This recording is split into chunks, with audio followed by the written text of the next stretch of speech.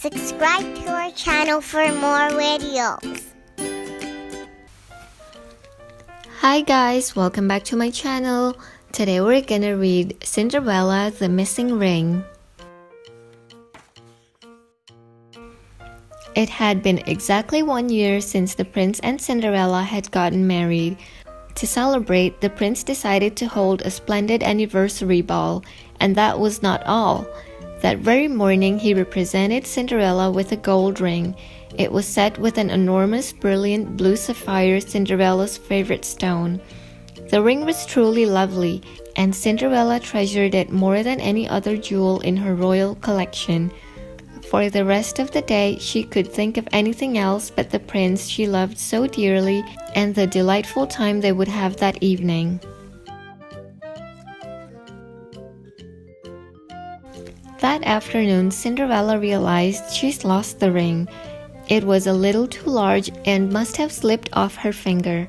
"Oh no," cried Cinderella when she noticed that it was gone. "My ring, where is it?"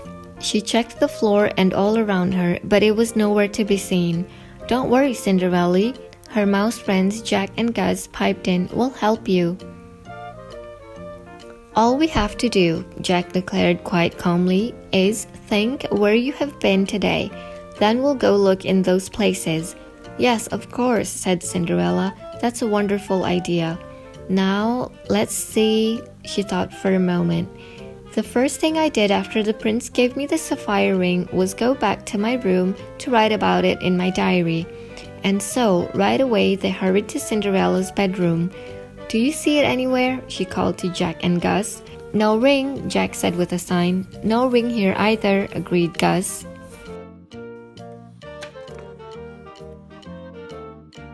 "Well, let's try the kitchen then," said Cinderella brightly. "That's the room I went to next when I wanted to make a pot of tea. But the only ring in the kitchen was a day-old sugared donut. A little stale," said Gus, his mouth full, but so tasty. Next, they hurried onto the music room where Cinderella had gone to practice a new song. Jack and Gus searched the piano inside and out.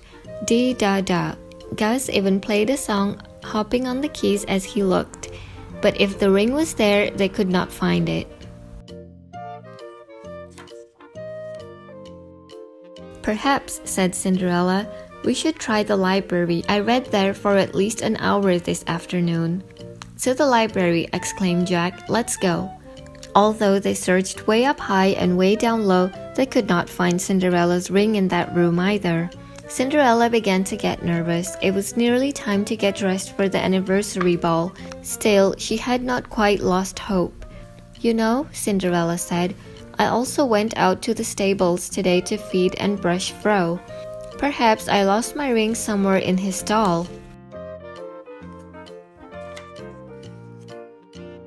They raced to the stables and searched Fro's stall, shifting through piles and piles of straw. Gus even searched the feed-through, but they still had no bright sapphire ring to show for it. Cinderella scratched her head. "There's only one more place that I can think to look," she said. "The garden, where I went to pick some flowers for the ball. First," she told the mice, "I picked some lilies, then some tulips." The mice went from one flower to another. They searched each and every blossom until Gus exclaimed quite suddenly, "Cinderella, I see it!" He scurried to the ground and picked up a shiny round blue object. "Sapphire, Cinderella?" Gus asked hopefully. Cinderella shook her head. "It's just a marble," she replied.